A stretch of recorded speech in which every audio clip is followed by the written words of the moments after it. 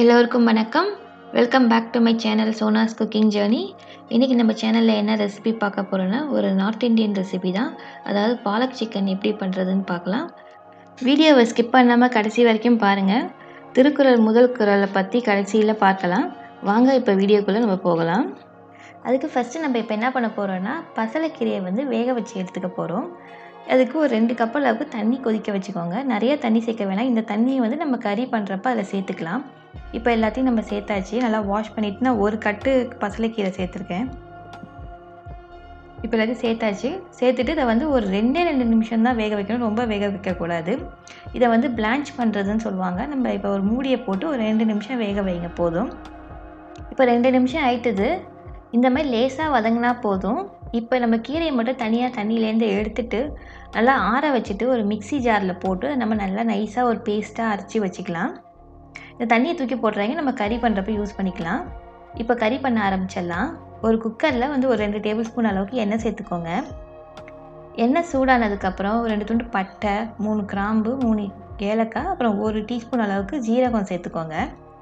North Indians அவங்க தாளிக்கிறப்ப நம்ம கடுகு போடுறப்ப அவங்க ஜீரகம் போட்டு தான் தாளிப்பாங்க எல்லாத்துலேயும். அப்புறம் ஒரு பெரிய சைஸ் வெங்காயத்தை நல்லா ஃபைனாக சாப் பண்ணி வச்சுக்கோங்க. இல்லாட்டி நீங்கள் அரைச்சி கூட போடலாம், நல்லாயிருக்கும். அதை போட்டு இப்போ நல்லா நம்ம வதக்க போகிறோம். அதை நல்லா பொன்னிறமாக வர வரைக்கும் நம்ம வெங்காயத்தை நல்லா வதக்கி எடுத்துக்கலாம். இப்போ பாருங்கள், வெங்காயம் நல்லா வதங்கிட்டுது. இதில் நம்ம 1 டேபிள் ஸ்பூன் அளவுக்கு இஞ்சி பூண்டு பேஸ்ட்டு சேர்த்துக்கலாம். சேர்த்துட்டு அதில் பச்சை வாசனை போகிற வரைக்கும் இதை நம்ம நல்லா வதக்கிக்கலாம். இப்போ இதை பச்சை வாசனை போயிட்டுது. இதில் 1 டீஸ்பூன் அளவுக்கு மஞ்சள்தூள் சேர்த்துக்கோங்க. சேர்த்துட்டு அதையும் இப்போ நம்ம எண்ணெயில் நல்லா வதக்கிடலாம். 1 டீஸ்பூன் அளவுக்கு மிளகாய் தூள் சேர்த்துக்கோங்க. அப்புறம் 1 டீஸ்பூன் அளவுக்கு கொத்தமல்லி தூள் சேர்த்துக்கலாம். சேர்த்துட்டு அதையும் நல்லா இப்போ நம்ம எண்ணெயிலே வதக்கிடலாம், அது பச்சை வாசனை போகிற அளவுக்கு. இப்போ நான் மீடியம் சைஸ் 2 தக்காளியை எடுத்து நல்லா ஃபைனாக இந்த மாதிரி கட் பண்ணி வச்சுருக்கேன். இல்லாட்டி இதையும் நீங்கள் மிக்சியில் போட்டு அரைச்சி பேஸ்ட்டாக இதில் சேர்த்துக்கலாம். சேர்த்துட்டு இப்போ இதை நல்லா வதக்கிடலாம். இதில் இப்போ 1 டீஸ்பூன் அளவுக்கு உப்பு சேர்த்துக்கோங்க, தக்காளி சீக்கிரமாக வதங்கிறதுக்காக. இப்போ நல்லா வதக்கணும். எப்படின்னா, அது எண்ணெய் பிரிஞ்சு வர அளவுக்கு இதை நல்லா வதக்கிக்கணும் மசாலாவை. இப்போ நல்லா வதங்கி எண்ணெயெல்லாம் பிரிஞ்சு வந்துட்டுது. நான் இதில் ஒரு 1/2 கிலோ அளவுக்கு சிக்கன் சேர்த்துக்கிறேன். நான் போனோடு இருக்க சிக்கன் தான் போட்டிருக்கேன். நீங்கள் போன்லெஸ் வேணுனாலும் போன்லெஸ் போட்டு பண்ணிக்கலாம். போட்டுட்டு இப்போ நல்லா மிக்ஸ் பண்ணி விட்டுடலாம். மசாலாவும் சிக்கனும் எல்லாம் ஒன்றா ஆகிற அளவுக்கு நம்ம மிக்ஸ் பண்ணிடலாம். மிக்ஸ் பண்ணிவிட்டு ஒரு 5 நிமிஷம் இந்த மாதிரி ரோஸ்ட் பண்ணிக்கோங்க சிக்கனை. இப்போ 5 நிமிஷம் ஆகிட்டுது. நம்ம அரைச்சி வச்சுருக்க அந்த பாலக்கு பேஸ்ட் இருக்கு இல்லையா, அதை இதில் இப்போ நம்ம சேர்த்துக்கலாம். இது ரொம்ப டேஸ்ட்டாக இருக்கும். இந்த பாலக் போடுறதுனால ஒரு மாதிரி க்ரீமியாக நல்லாயிருக்கும். இப்போ இதை நல்லா மிக்ஸ் பண்ணி விட்டுட்டு இன்னும் ஒரு 3 நிமிஷம் இதை நம்ம ரோஸ்ட் பண்ணிக்கலாம். இப்போ இந்த மாதிரி வந்ததுக்கப்புறம் மசாலா சேர்த்துடலாம். இதில் நான் 1 டீஸ்பூன் அளவுக்கு சிக்கன் மசாலா சேர்த்துருக்கேன். கடைகளில் கிடைக்கிது. அது உங்களுக்கு கிடைக்கலன்னா நீங்கள் கரம் மசாலா கூட சேர்த்துக்கலாம் அதில். அப்புறம் 1 டேபிள் ஸ்பூன் அளவுக்கு கசூரி மேத்தி சேர்த்துருக்கேன்.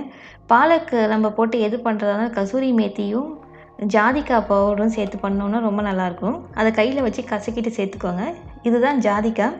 இது ஒரு 1/2 டீஸ்பூன் அளவுக்கு துருவி இதில் சேர்த்துக்கோங்க. சேர்த்துட்டு இப்போ நல்லா மிக்ஸ் பண்ணி விட்டுடலாம்.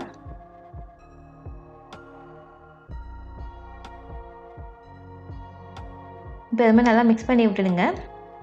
மிக்ஸ் பண்ணிவிட்டு இதில் நம்ம தண்ணி சேர்த்து ப்ரெஷர் குக் பண்ணிடலாம். இதில் நான் இப்போ 1 கப் அளவுக்கு தண்ணி இந்த மிக்ஸி ஜார்லேயே ஊற்றி கழுவி நான் அதை சேர்த்துருக்கேன். சேர்த்துட்டு மிக்ஸ் பண்ணி விட்டுட்டு நம்ம மூடியை போட்டு ஒரு 2 விசில் விட்டால் போதும். நீங்கள் போன்லெஸ் சிக்கனாக பண்ணுறதா இருந்தால் குக்கரில் கூட வைக்க வேணாம். டைரெக்டாகவே நீங்கள் மூடி வச்சிங்கனாலே அது வெந்து போயிடும். இது ஒரு 2 விசில் வச்சா போதும். ஏற்கனவே நம்ம சிக்கனை ரோஸ்ட் பண்ணியிருக்கோம், அதனால் குக் ஆகிருக்கும். இப்போ 2 விசில் வச்சாச்சு. ப்ரெஷர் ரிலீஸ் பண்ணதுக்கப்புறம் திறந்து பார்க்கலாம். சிக்கனும் நல்லா குக் ஆகிட்டுது. பார்க்குறதுக்கும் பாருங்கள், கிரேவி சூப்பராக இருக்குது. இப்போ இதில் நம்ம 2 டேபிள் ஸ்பூன் அளவுக்கு ஃப்ரெஷ் க்ரீம் சேர்த்துக்க போகிறோம். ஃப்ரெஷ் க்ரீம் சேர்த்திங்கன்னா இன்னும் கொஞ்சம் ரிச்சாக இருக்கும் இந்த டிஷ்ஷு. இப்போ சேர்த்துட்டு இதை மிக்ஸ் பண்ணிவிட்டு ஒரு 2 நிமிஷம் கொதிக்க விடுங்க போதும். இப்போ நம்மளோட பாலக் சிக்கன் ரெடி ஆகிட்டுது. இதை ரொட்டி கூட, நான் கூட, ஜீரா ரைஸ் கூட, புலாவ் கூடலாம் சாப்பிட்டா ரொம்ப நல்லாயிருக்கும். பாருங்கள், சிக்கன் எப்படி நல்லா வெந்து வந்திருக்கு பாருங்கள், கிரேவியும் எப்படி இருக்குதுன்னு. இப்போ கடைசியாக நம்ம கொத்தமல்லி தழை சேர்த்து நம்ம இதை வந்து ஆஃப் பண்ண போகிறோம். சேர்த்துட்டு இதை மிக்ஸ் பண்ணி விட்டுட்டு ஸ்டவ் ஆஃப் பண்ணிடுங்க. இப்போ நம்ம சர்வ் பண்ணிடலாம். இதை நம்ம சர்வ் பண்ணுறப்ப மேலே வந்து கொஞ்சம் நீட்டாக கட் பண்ண இஞ்சியும் கொஞ்சம் பச்சை மிளகாவும் போட்டு சர்வ் பண்ணிங்கன்னா ரொம்ப சூப்பராக இருக்கும். இந்த ரெசிபியை நீங்கள் வீட்டில் ட்ரை பண்ணி பாருங்கள். ட்ரை பண்ணி பார்த்துட்டு எப்படி வந்ததுன்னு கமெண்ட்டில் சொல்லுங்கள். இந்த வீடியோ பிடிச்சிருந்தா உங்கள் ஃப்ரெண்ட்ஸ் அண்ட் ஃபேமிலி கூட ஷேர் பண்ணுங்கள். இந்த வீடியோவுக்கு ஒரு லைக் பண்ணுங்கள்.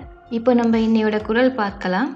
அதாவது அகர முதல எழுத்தெல்லாம் ஆதி பகவன் முதற்றே உலகு.